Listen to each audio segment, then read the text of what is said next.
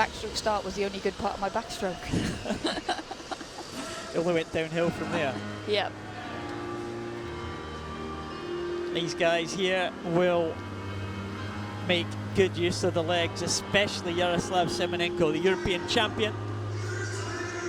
Won that gold in Eindhoven. And this is the S6 class, kind of in the mid-range of the classification, 1 to 10 swimmers with a physical disability, of course. This is kind of in the middle. You were an S6. Yes, it was, and this is the type of classification that you see the most range between the type of impairment involved in the event, because there's such a broad spectrum of functionality that can mean that lots of different types. When you look at someone, you're not necessarily sure why they're racing each other, but when you add all together what they've got available to them, it's all pretty fair. It's kind of it's a bit of a generality, but generally 2 limbs affected is quite a good guide, but of course it also brings in swimmers with dwarfism as well into this classification. So real kind of mixture we're looking for here. There's Semenenko. He's a swimmer with no arms at all. Well, again, a range of starts here. We'll see with Semenenko at the start. You see his coach there with a towel in his hand, Semenenko's coach. So Semenenko will be in the water. The coach will lean over the block, hold that towel, and Semenenko will have that in his mouth. Yeah, you see great innovative ways of the different athletes getting the most out of what they've got available to them, and that's one of the best things about Paralympic sport, I think. And the officials just kind of checking, because even if Semenenko will use that towel, and he's used it for many years now, but he still has to register that. They all have to be approved by the officials, don't they? Yes, each swimmer will have exceptions listed next to their name. And then, as you can see, in lane 7, there's a towel on the block. That'll probably be used as well, because that athlete's got no arms. So everybody uses things in different ways. And it makes it really interesting and really exciting. And athletes learn off each other. Yeah, maybe go to the World Championships, European Championships, Paralympic Games. You'll see the latest innovations. There's Viktor KEMENY in lane 7. Towel's more for his coach, I think. So it is. Make sure he doesn't get any friction on that start. But again, the coach holding the head of the athlete. There you see Semenenko, that white towel in lane number 4, holding there.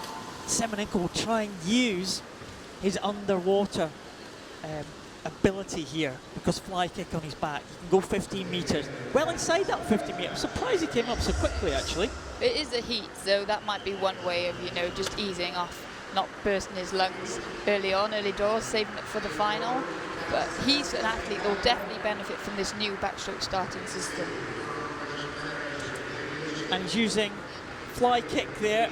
Interesting, we saw last year the Chinese swimmer Zheng employed a kind of a tactic. He started off with fly kick, moved to flutter kick halfway through the race, back to fly kick again, just to conserve that energy, because the legs will really be burning. Yeah, and they're the biggest muscle groups that your body's got, and I think you get such a burn in those upper, like in your quadriceps, and so by doing the flutter kick, it almost flushes them out a little bit, gives them a rest, as you said, and then lets you power on. We'll see what Semenenko can do now. It's going to be a pretty good swim here from Semenenko. His entry time of 1:14.93. Ukrainian swimmer coming home. He's going to be a little bit slower than that. He'll be pleased with that one. Finishing obviously on his head. BOCCIARDO from Italy in second. Some 4 seconds behind Semenenko. And Viktor Viacheslav LENSKII from Russia in 3rd position. But Semenenko, again, there's that start for Semenenko. See how far he goes. I reckon it was about 10 metres, I think, going over on the turn there. These athletes with no arms, they have to really rely on their race skills, because they can lose so much around the walls. And he was really good there, but those extra few metres underwater might take him to that personal best time this evening. See how Semenenko goes. I'm sure that will qualify him before the final.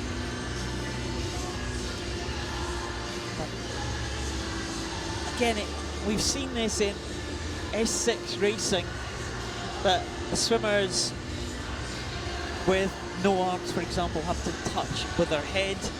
The swimmers that have arms have a perceived advantage at the end because they have that reach, but of course they have a disadvantage at the start. Yeah, and also the disadvantage of not being able to propel themselves into the water with two functioning legs. So, which is a classic example of, though, even though the class is very diverse, it's fair. Semenenko